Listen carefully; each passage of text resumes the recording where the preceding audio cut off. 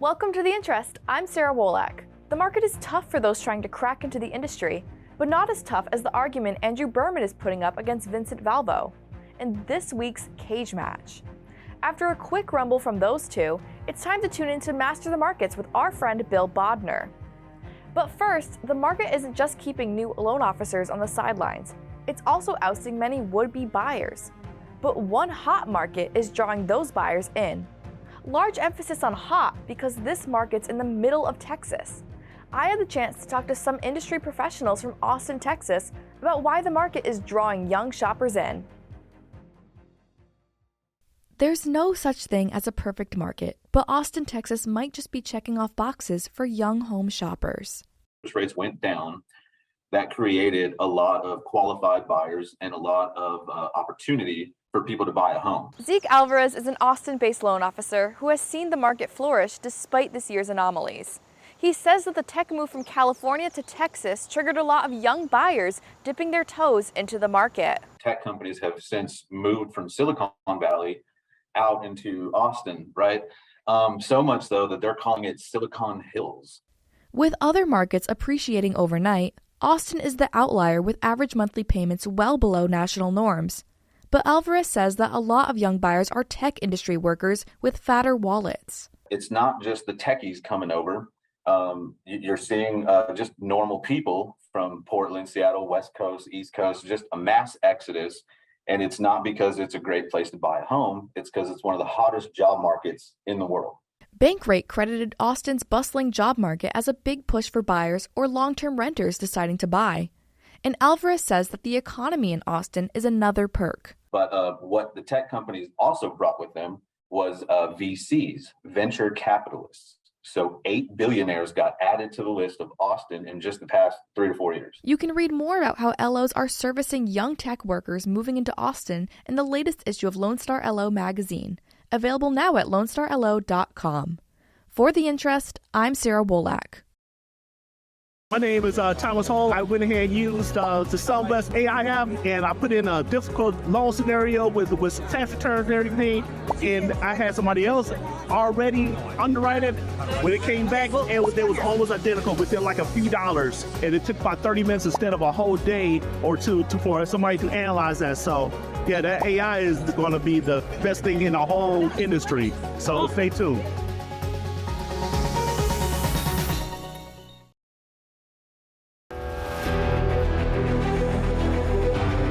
Hey everyone, thanks for tuning in to our Master the Market segment. So last week was definitely one to forget, right? We had mortgage rates hit 8%, 10-year note hitting 5%.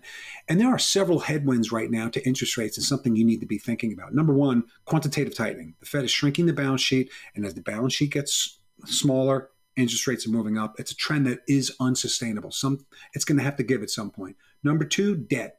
We're taking on debt. Deficit spending is going crazy. And this week alone, we're going to sell, the Treasury is going to sell $140 billion worth of Treasuries. And the Treasury Department will get their money, but at what price? At what interest rate will we have to incent buyers to come in and buy it? Number three, Asia. Japan and China, major holders of our debt. And they used to buy a lot of bonds. Now they're actually sellers. Why? To defend their currency. And if that were not enough, short sellers, the fourth reason, know all of the previous headwinds, and they're out there shorting treasuries, betting on higher rates, and making a mint. So those are just a few things that we're thinking about.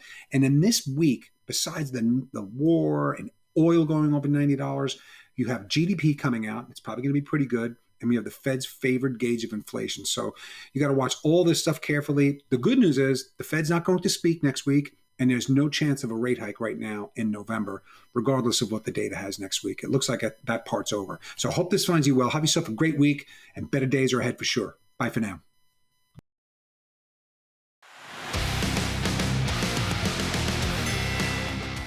All right, Vince. So if a friend or relative came to you today and said, should I become a mortgage loan originator, what would you tell them?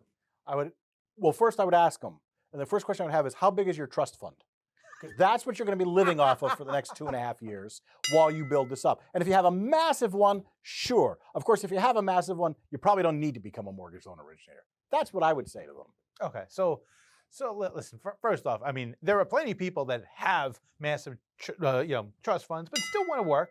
But the other thing is, so here's my point. So some of the most successful originators today, some of the most successful mortgage companies today, were built in 2008, where some of the worst time to get into the mortgage business. Sure.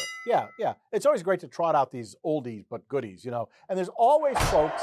Listen, there are always folks who break the norm. We know that, right? There's always the outliers that go, okay, we started in the downtime and we did really good. I mean, hey, we run a magazine that features a lot of these people, so we know that can happen.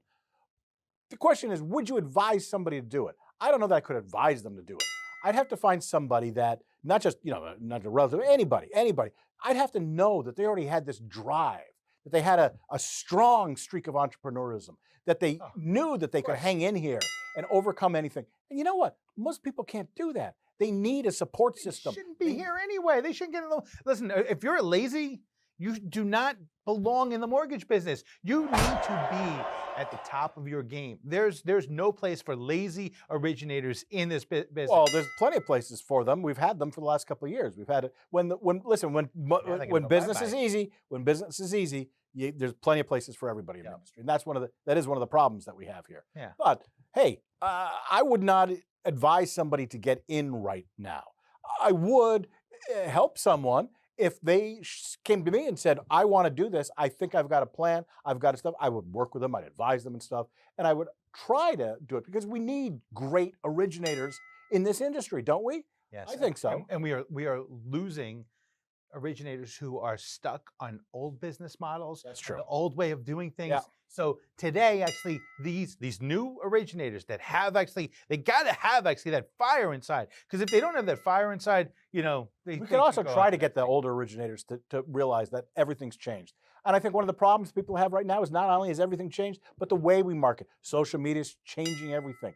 Hey, YouTube has changed a lot of this stuff as well. TikTok is out there. What's the one medium that's going to get you in front of clients? Sometimes it's the old and true methods. Sometimes you got to have brand new methods, but you got to be willing to change. And there's a lot of folks that you're right, they want to make it easy to go. But that's why I would say, I wouldn't advise you to get in, but I would not stop you. I would say, be your best. Hey, you know what you have to be? You got to be like an Andrew Berman. He's the best.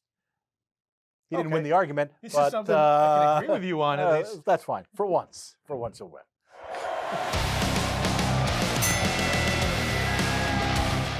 For more on these and all of today's top stories, go to nationalmortgageprofessional.com.